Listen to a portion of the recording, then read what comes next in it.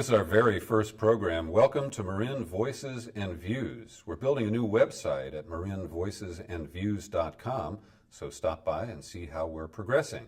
I'm Peter B. Collins. I've been on Bay Area radio for many years. This is my first foray into television, so I apologize to anybody who thought I looked better than this. My co-host is Larry Strick, an attorney here in San Rafael. Hey, Larry. Hey, Peter. Well, we finally got here. Yeah, it was your idea. Only if it's good. If it's no good, it's not my idea, it's yours. But what are we doing here?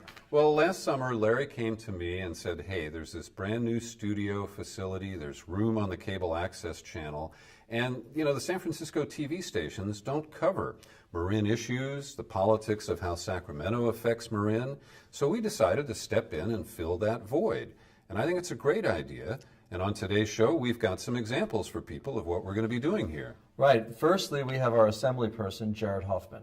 And we're going to have a debate about whether we ought to be drinking water from the bay. Frank Egger will join us from the North Coast River Alliance, and Paul Helliker, the general manager of the Marin Municipal Water District, will be here too. And finally, Damon Conley, a San Rafael City Councilman, will be here. And he's going to be the first person on a regular segment we have that's going to be introducing various electeds throughout the county to you all over the weeks. So stay tuned. We're going to have a great time here and hopefully bring you good information on Marin Voices and Views. I'd like to welcome Jared Huffman to our show. The first guest, thanks for coming. Jared represents us in the 6th Assembly District here in Marin County and has been serving in the State Assembly since 2006. Currently is the chair of the Water, Parks, and Wildlife Committee and has previously served in government with the Marin Water District for 12 years. Prior to that is an attorney and is only one of 17 attorneys making laws in Sacramento right now. Is that right? That's what I heard. It always it bothers me a little bit because I happen to like lawyers. Lawyers making laws? Yeah, Wait a minute. It's a good thing, lawyers making laws. But he's a resident here of Marin, and he's cum laude from University of California, Santa Barbara, honors from Boston College, Boston College School of Law, and a champion volleyball player. Thank you for coming, Jared. Thank you for having me. Jared, I want to start because I remember a promise that you made to me, and I don't know if you recall, but we were a greeting committee, a group of environmentalists, as Richard Pombo came to Sausalito for a fundraiser, and you and I were out there picketing that and welcoming him, and you were the nominee for the assembly at that point. And I asked you to do one thing, and that was not to do what so many in Sacramento do, which is called taking a walk. Mm-hmm. When critical legislation is being vetted before a committee or voted on the floor, a lot of people are just down the hall around the corner. And a lot of good legislation dies for lack of support in committee. Yeah. And I want to thank you because I did some research recently, and I could only find 3 occasions out of more than 1,000 votes where you abstained. And the ones I saw were minor or procedural. And that means a lot to me because so many of our legislators don't discharge their responsibilities.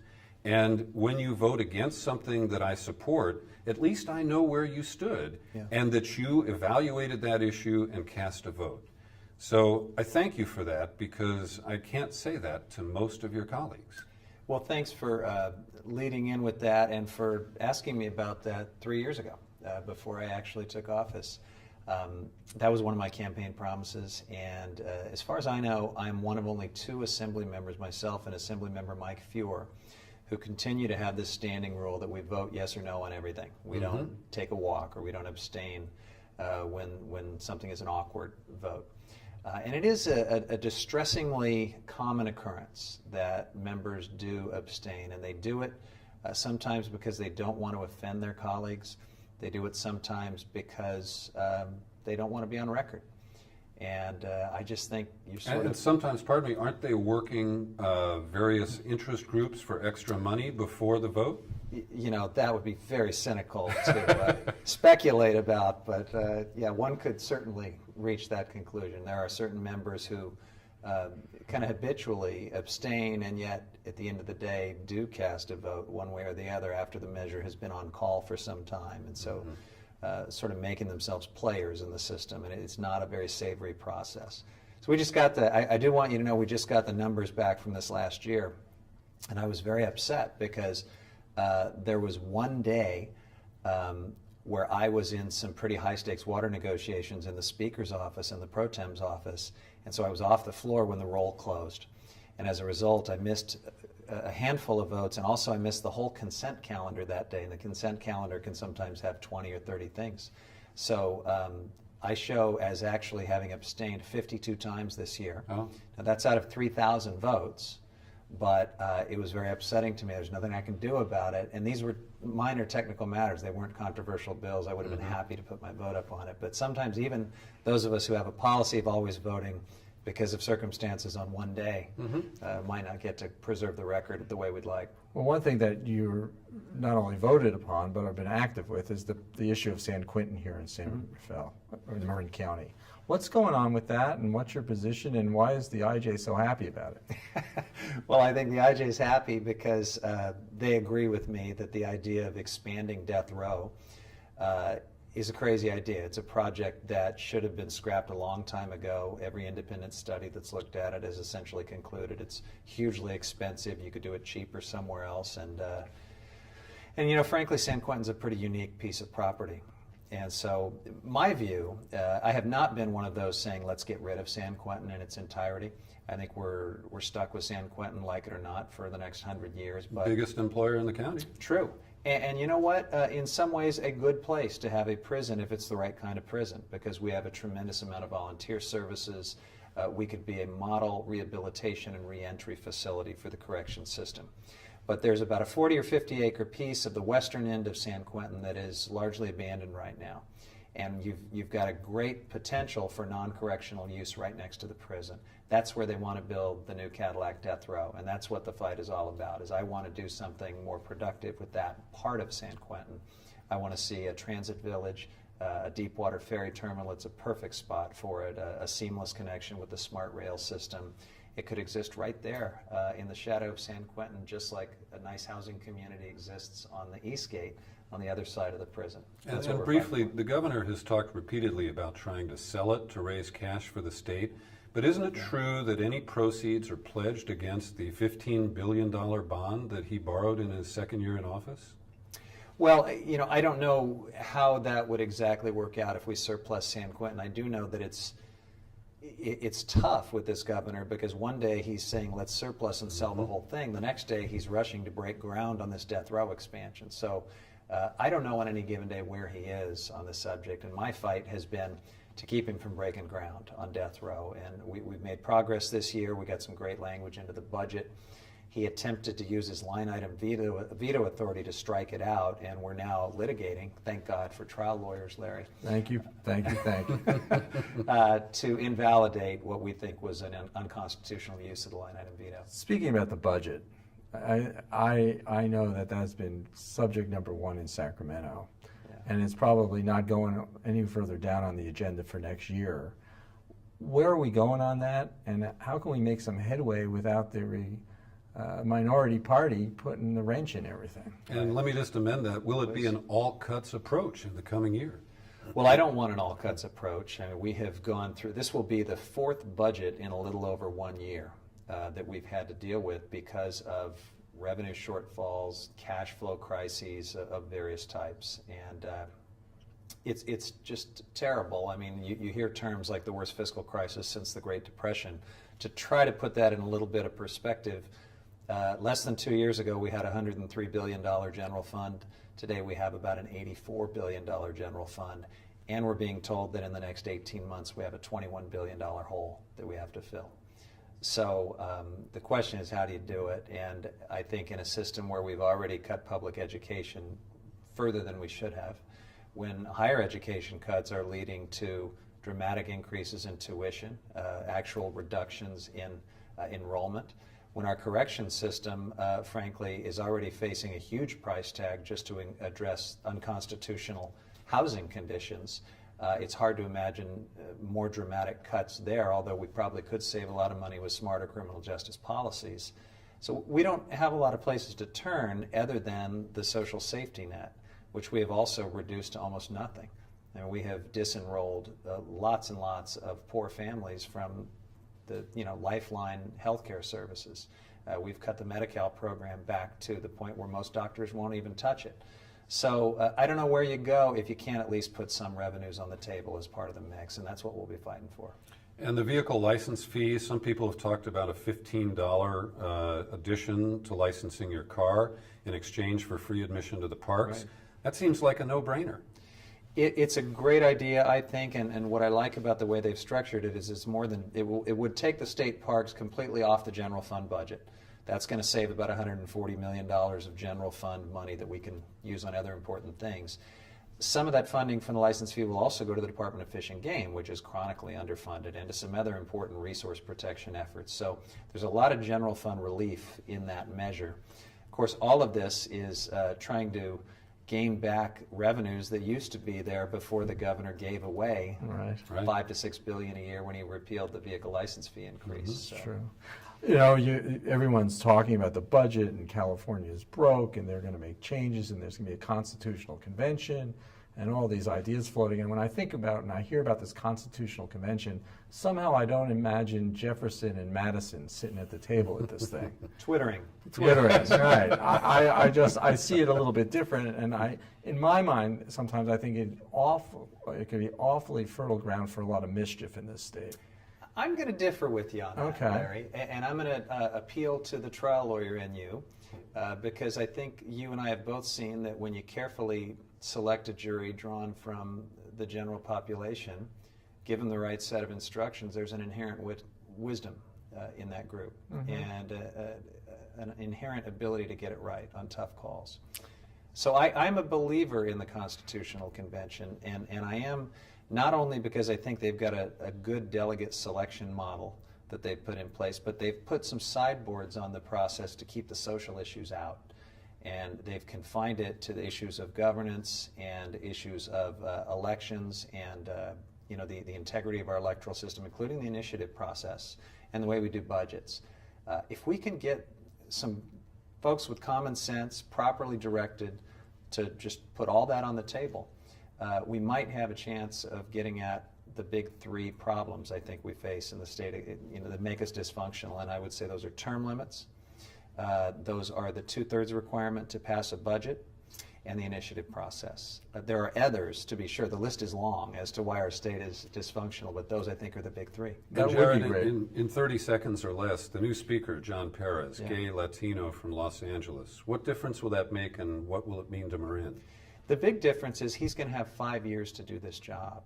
And unfortunately, we've had a revolving door with term limits where you don't have the expertise. Nobody's Willie Brown on day one, okay?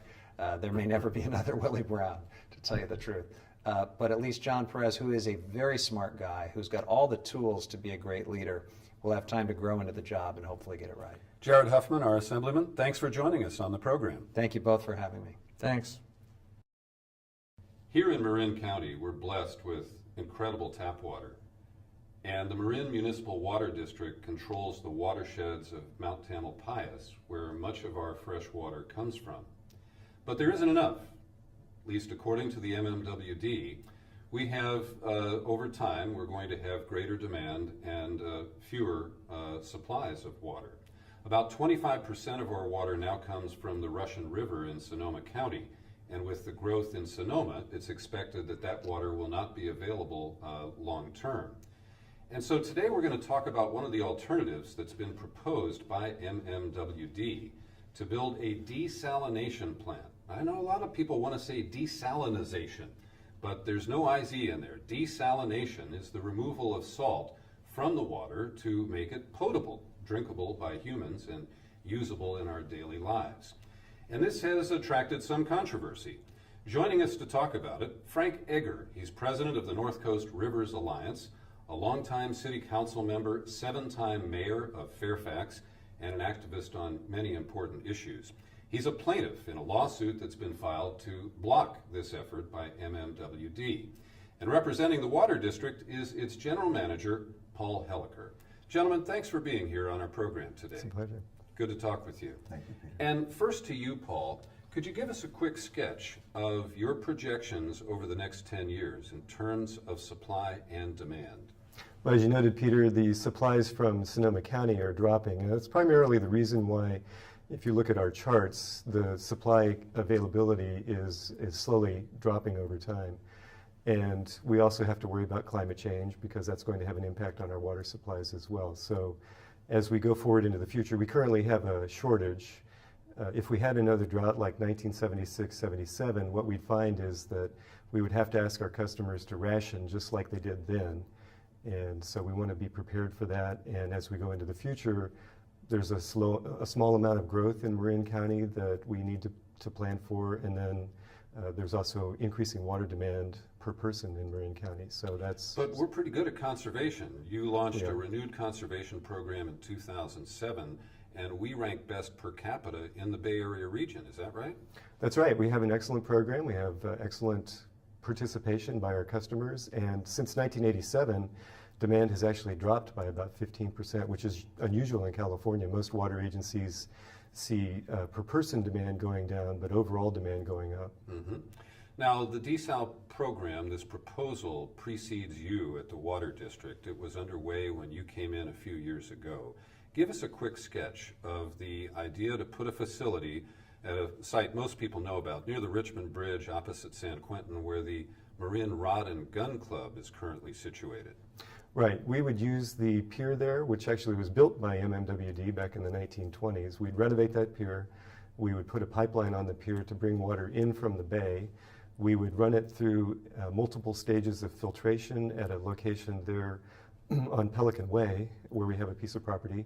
And then from there, after it's clean and disinfected and actually remineralized to make it taste good, we would put it into our distribution system and make it available to all of our customers. And the capital cost and then the impact on water fees, what do you project on that?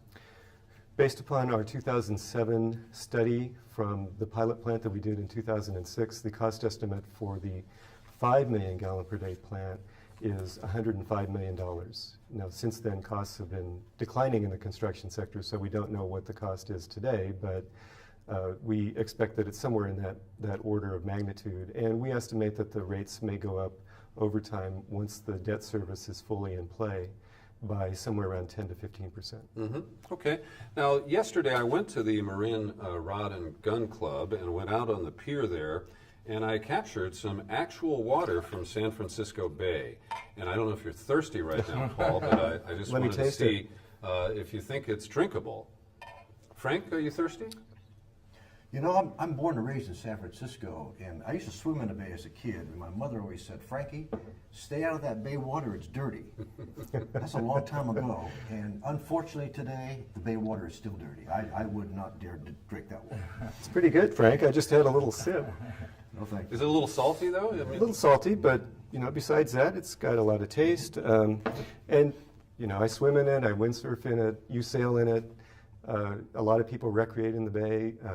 It's used for water supplies throughout the bay for different types of operations. Mm-hmm. And what we would be doing is using the technology that produces the purest water in the world to clean it and provide it to our customers. It's So, interesting, Frank- just about less than a mile away from where he's going to be taking this water to purify it for us is the Central Marin Sanitary District's sewer treatment plant and their discharge into San Francisco Bay. Of course, it is downflow with the currents. The takeout for the desalination is downflow from the currents, and so depending on the tides, we're going to be picking up a lot of that inadequately treated wastewater, and then they're going to try to purify it and give it back to us. Is that your? I don't know that much about this project. Sure, sure. I'm just living here trying to drink my water. What's your beef with this whole thing? Well, first of all, the environmental impact report that they paid for is woefully inadequate. And it is almost impossible for the people to get a true understanding of this project and understand the adverse impacts of this plant on San Francisco Bay, on our fisheries, and our potential health.